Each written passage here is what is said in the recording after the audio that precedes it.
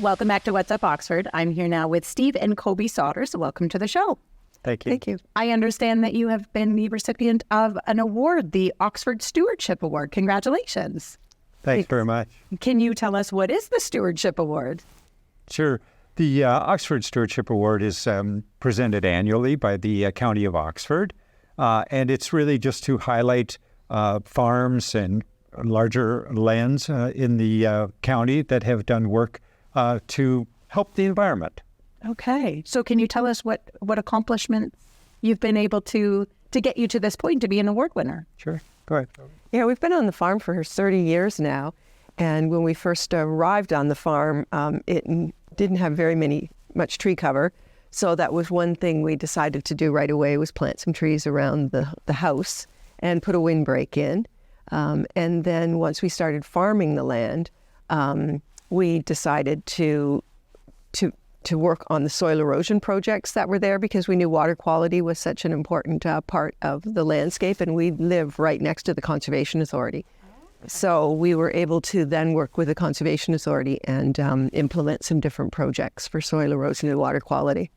Wonderful. And you say you planted some trees. I understand that in your years you've planted over 6,500 trees. That's more than just a few. That is more than a few. Yeah, exactly. Yeah, it's something we just have always really enjoyed doing, is planting trees, and we really enjoy the different species that are out there. So what kind of trees do you have on the farm? What is your go-to to plant? Well, we've planted a large variety. I think that's the big thing. We really want biodiversity. Biodiversity helps for success in the environment. Because we live in an area where you can plant northern species and southern Carolinian species, we've been really fortunate. But I think there's over 50 species of trees that we've planted over the years. Some of the fun ones that we really enjoy are things like the tulip trees, which is a Carolinian tree, sycamore trees, Kentucky coffee.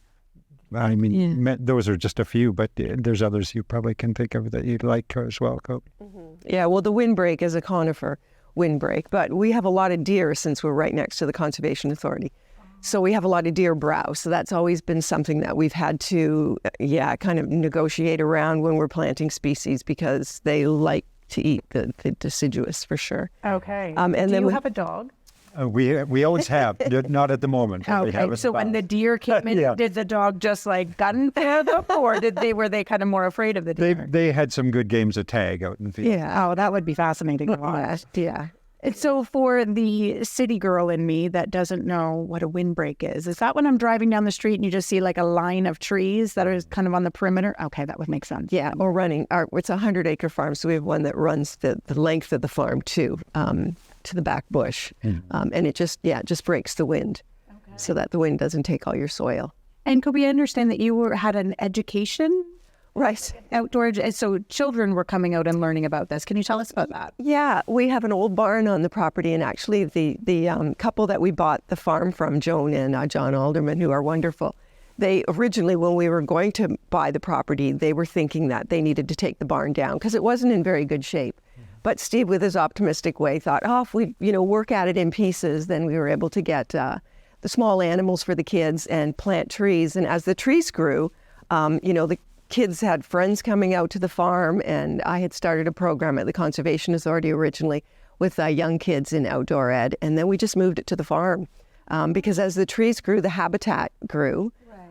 Or was established, and there were just great places to explore. So we were. And is that something you're still doing then? Since COVID, I haven't taken it back up. Yeah, okay. One of those things that COVID took, unfortunately. Yeah, exactly. Well, and now we've moved on to having grandkids come out to the farm, enjoying more stuff. Congratulations, you're busy then. Yes, exactly. So for this award, the Oxford Stewardship Award, do you know who nominated you to win?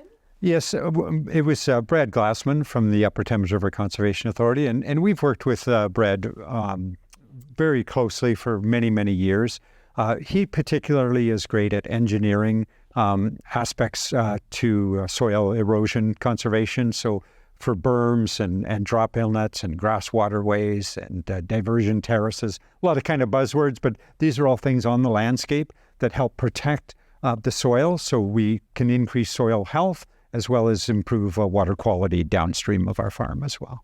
Okay, so is this something that you were hoping you will be the 2024 winners of, or do you think it's something that could happen again? No, I think it's a one-off. They sort of look at people over many years of cumulative efforts and then award them. So Scott Gillingwater was, I believe, last year, the year before, another person that's done a tremendous work on his property, and so it's kind of a more of a lifetime achievement award.